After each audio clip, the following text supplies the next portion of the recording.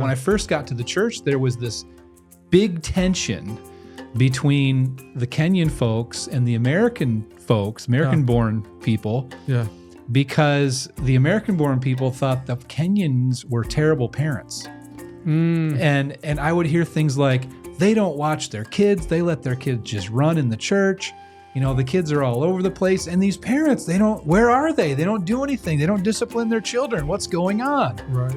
And I didn't quite know how to answer that. You know, I hadn't encountered anything like this before. I was new to pastoring in a major city with such a diverse congregation. And so I just started to get to know some of my Kenyan friends and understand them. And at one point I had enough of a relationship built with them and said, look, I'm getting these concerns. Why is this? And then there was an elder who loved me, and he said, well, this is the way we parent in Kenya. And I said, what do you mean by that? He said, in Kenya, we together as the church raise the children. Right. Yeah. Not me as just me as their parent. And I began to think of other things in some of the children's classes. One of the Kenyan leaders, my kid was acting up one day, and he came around and pinched his ear.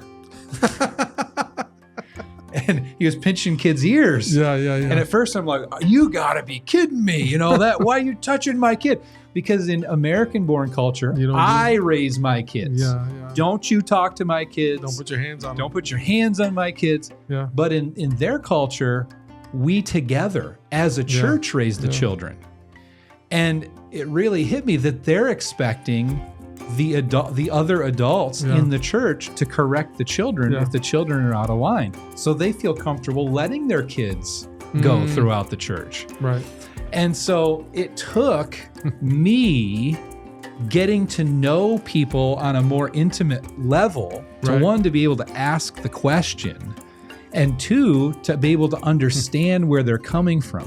Whereas before, people were just kind of sitting off in their own bubble over here in the American-born culture, sitting over here in the Kenyan-born culture,